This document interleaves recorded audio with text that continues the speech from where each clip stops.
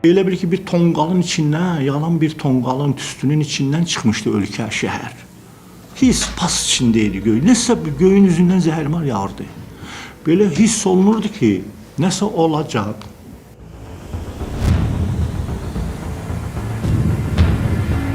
On 19'unda, 18'inde ASTV sizdə enerji bloku patlatmışlar, işləmirdi. Ancaq biz gəlib gelirdik. 123'ün yoluyla düz İnqilab Küçəsinə gəlirdim. Gənclik metrosunun bizim evi oradaydı. Həmən gün orada gələndə sağ, sol ən gərgin marşrut idi o. Ən çox adam şəhid. Bəlkə 40-45 nəfər əl orada ölüb. Orada gəlib gedəndə belə bir İnqilab Küçəsi başdan ayağa mağar idi. Sağ, sol mağar idi.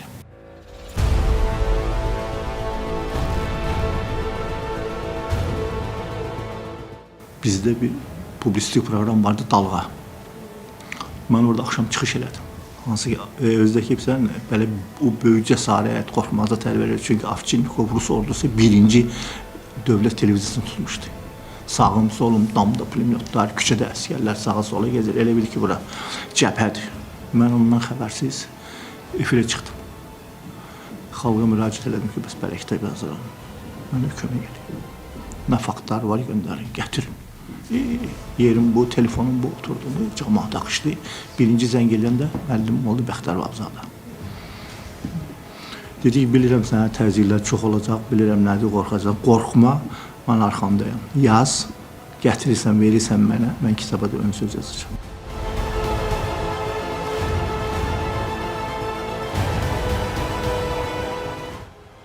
Bir küçə var idi, Kamenli Karyerin küçəsi.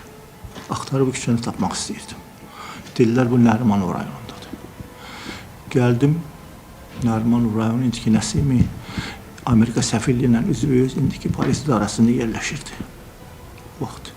İçəri girəndə ki, soruşun bir içəridə adamlardan ki, bir kimdir, bu küçə hardadır, ha tərəfə gedim, içəridə ancaq əskərləri gördüm. Özümüzdekilərdən heç kəsi görmədim içəridə. Rayon partiyakanları birinci adı. Nərimanov.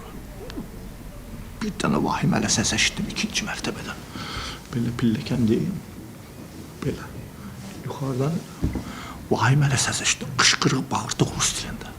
Bilsən kim idi? Bu General Lebed. Nərimanovların komendantı idi.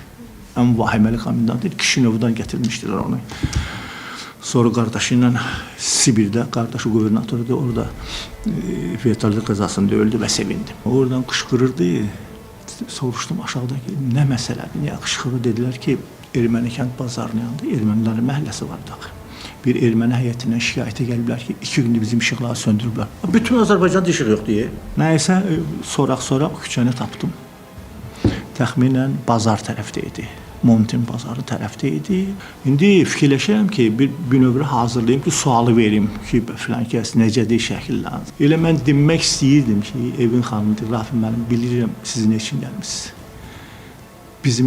Mənim yoldaşım ölməyib, sağdır. Sadəcə olaraq 3 gün Semaşkoda, morqda ölülərin içində qalıb.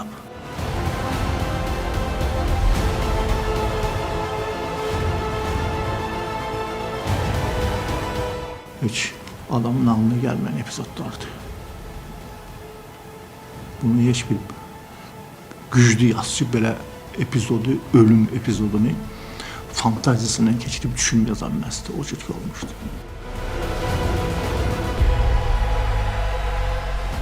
Lənkərandan gəlmişdilər şəhidi aparmağa Bakıdan. Mən tez onların qabağına getdim. Təzə birdə idi deyəsən. Sevinirdilər. Sevinirdilər ki, bizim meydimiz tərtəmiz bir güllə deyib.